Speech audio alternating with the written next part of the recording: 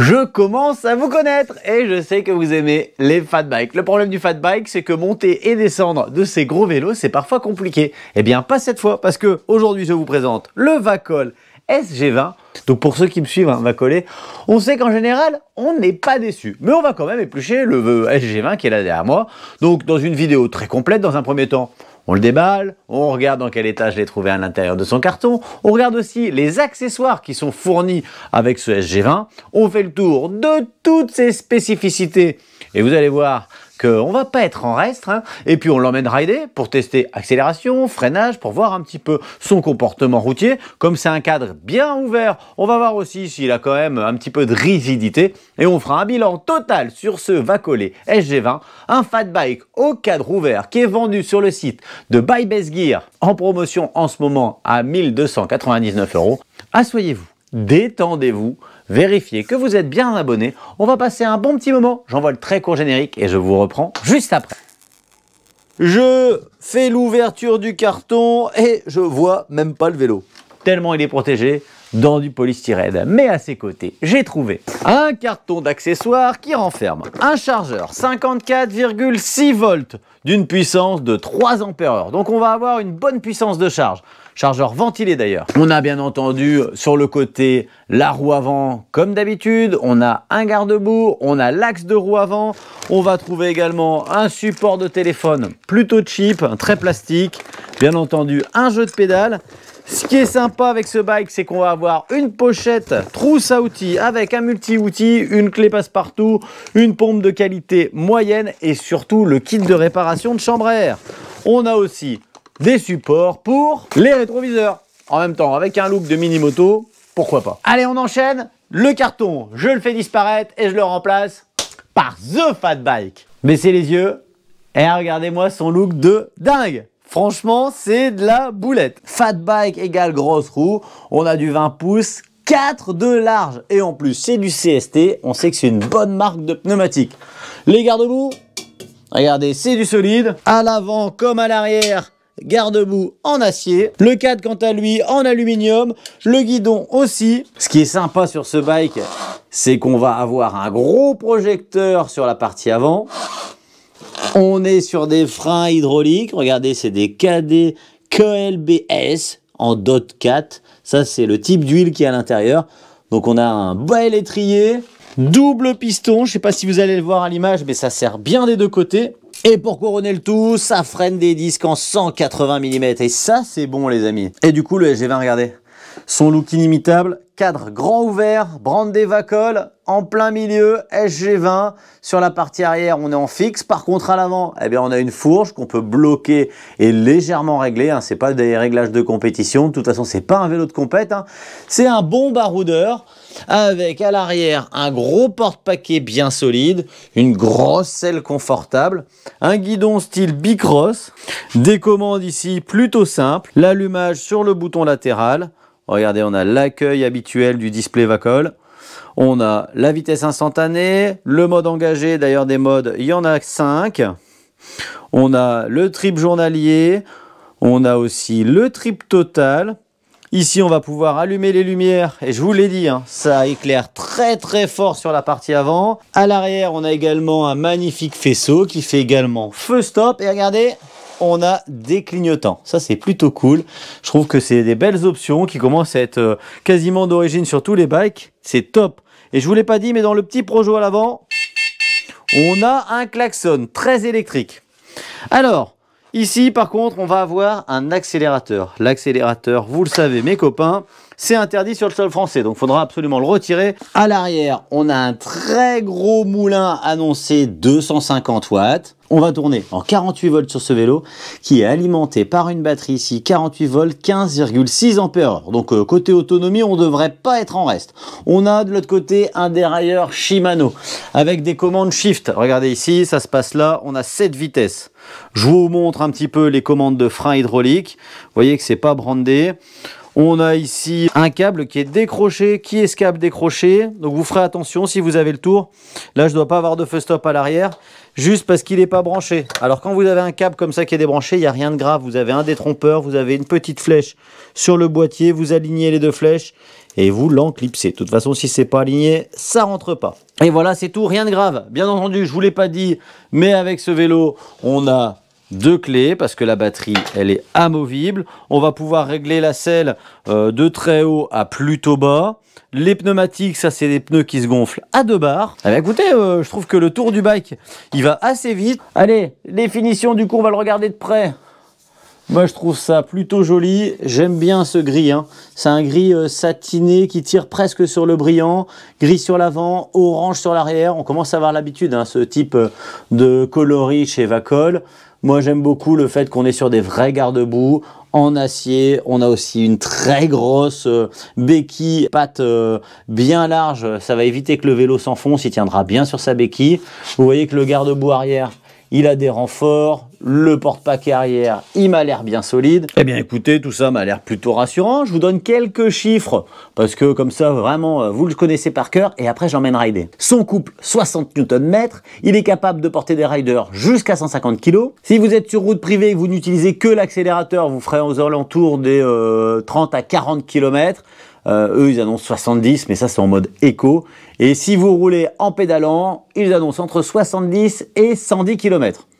On est sur des pneus qui consomment beaucoup. Si vous roulez à 25 km/h et que vous pédalez, vous serez aux alentours des 50 à 70 dans la réalité en roulant normalement. Eux, ils disent qu'il est prévu pour les riders d'1,60 m à 1,90 m. Et pour finir, il pèse 38,5 kg. Allez, c'est parti, on passe en extérieur. Aussitôt dit, aussitôt fait. 3 points importants. Le premier, le cadre, malgré le fait qu'il soit ouvert. Moi, je le trouve plutôt rigide, même très rigide. Il se passe strictement rien là quand j'appuie sur la pédale, croyez-moi, c'est un truc qui est pas sympa du tout pour le vélo. Et celui-là passe le test sans aucun problème. Deuxième point, très important, temps de réactivité du moteur. Alors là, je vais placer la pédale pile poil au milieu. Attention. Voilà, on a un peu entre le quart de tour et le demi-tour, donc c'est aussi très acceptable et ça va être agréable à emmener. Et dernier point, le display, je ne vous ai pas montré les sous-menus. Alors pour aller les chercher, appui long sur information. Ensuite là, vous avez display seating.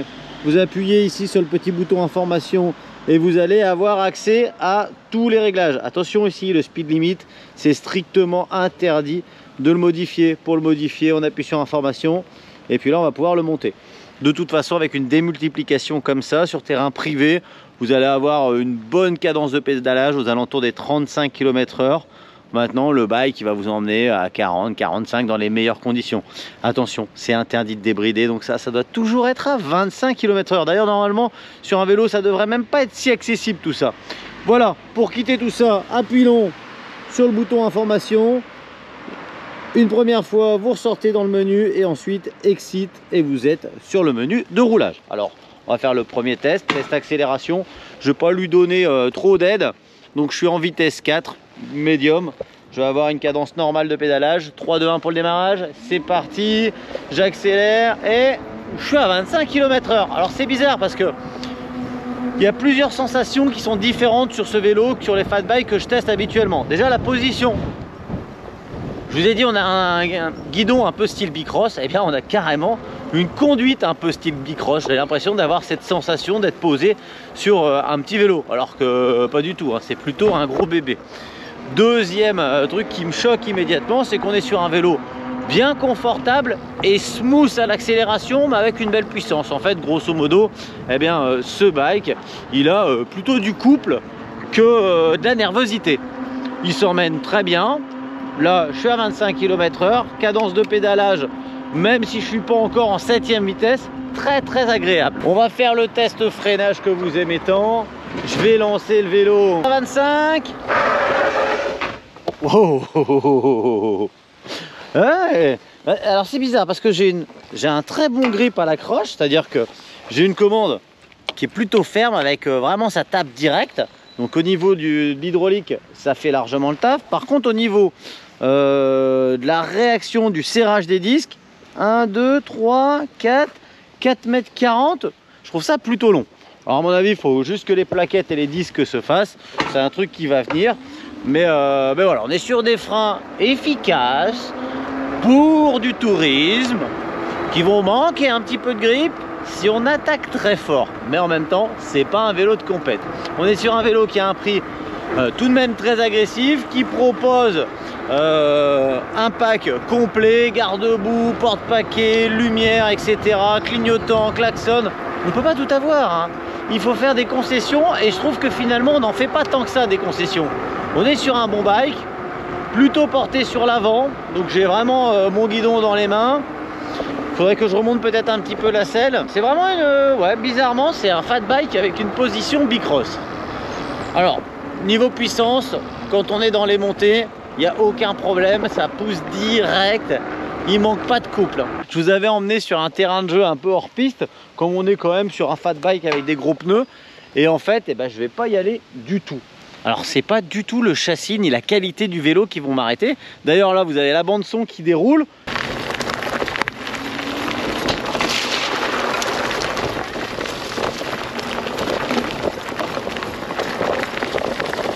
Et vous voyez bien que même quand ça secoue un petit peu, il n'y a rien qui claque, le vélo il est assez précis.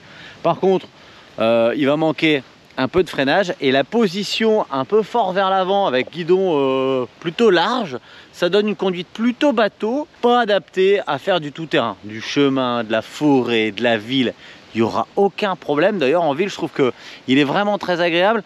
Et puis je me rendais pas compte, mais vraiment le cadre ouvert, franchement c'est top, hein. Pouvoir monter et descendre de son vélo très facilement quand on est chargé, qu'on part au boulot, c'est plutôt pratique et plutôt sympa. Ce qui est sympa aussi, c'est la batterie qui est amovible. L'entièreté des équipements avec lesquels est proposé ce vélo, son look, hein, très très joli. Moi j'adore, je vous le dis à chaque fois, hein, gris orange, je trouve que ça matche bien. Ce que j'aime un peu moins, c'est que j'ai l'impression que la peinture, elle peut être relativement fragile par endroits. Puis dans ce que j'aime pas, peut-être qu'il manque un peu d'agressivité. Mais chez Vacole, si on en veut de l'agressivité, il y a d'autres modèles qui répondront très très facilement à ce type de conduite.